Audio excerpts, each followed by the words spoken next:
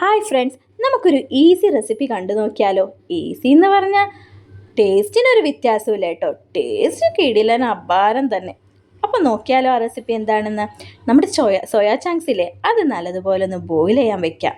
അത് കഴിഞ്ഞിട്ട് soya chunks ഊറ്റിയിട്ട് പച്ചവെള്ളത്തിലൊന്ന് കഴുകി നല്ലോണം പിഴിഞ്ഞ് ഒരു പാത്രത്തിലോട്ട് മാറ്റാം. ഇത് മസ്റ്റ് ട്രൈ റെസിപ്പിയാണ്. എല്ലാവരും ട്രൈ ചെയ്തിട്ട് എനിക്ക് ഫീഡ്ബാക്ക് അറിയിക്കണേ. പിന്നെ ഇല്ലേ, ഇതിലോട്ട് ഇടാനായിട്ട് ഇഞ്ചി നല്ലതുപോലെ ഒന്ന് ഗ്രേറ്റ് ചെയ്തെടുക്കുന്നുണ്ട്. വേണമെങ്കിൽ പേസ്റ്റ് ഇടാം കേട്ടോ. ഞാനിവിടെ ഗ്രേറ്റ് ചെയ്തെടുത്തു. ഇനി സവാള നല്ലതുപോലെ ഒന്ന് ചെറുതായിട്ട് അരിഞ്ഞിട്ട് ഇതിലോട്ട് ഇടാനായിട്ട് അരിഞ്ഞിട്ടുണ്ട് കേട്ടോ.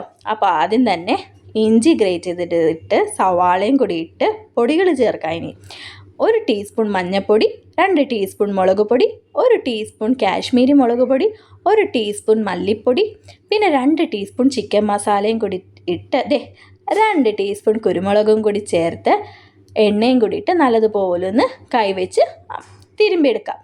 പിന്നെ ഒരു കാര്യം, ഉപ്പിടാൻ മറക്കല്ലേ, ഉപ്പും കൂടി ഇടണേ.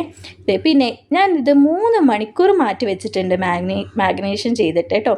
അപ്പോൾ അത് കഴിഞ്ഞിട്ട് 3 മണിക്കൂർ കഴിഞ്ഞിട്ട് ഒരു പാൻ ചൂടാക്കാൻ അടുപ്പിലോട്ട് വെച്ച് അതിലോട്ട് എണ്ണ ഒഴിച്ച് കറിവേപ്പില ഇട്ട് പിന്നെ നമ്മൾ നേരത്തെ തയ്യാറാക്കി മസാല ഇട്ട് വെച്ച സോയാ ചങ്ക്സ് ഇതിലോട്ടിട്ട് ഒന്ന് ഫ്രൈ ചെയ്തെടുക്കാം.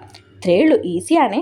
പിന്നെ നാരങ്ങ നീരും കൂടി അതിലോട്ടിട്ട് സവാള നല്ലതുപോലെ ഒന്ന് ചെറുതായിട്ട് അരിഞ്ഞത് ഇട്ട് പിന്നെ ഇല്ലേ, സവാളയുടെ പൊക്കത്ത് മസാലയും കൂടി ഇടണ്ടേ, അത് വേറൊരു ടേസ്റ്റാണ്. അതും കൂടി ഇട്ട് ഇതിൻ്റെ പൊക്കത്തും കൂടി ഇട്ട് കഴിച്ച് നോക്കണം.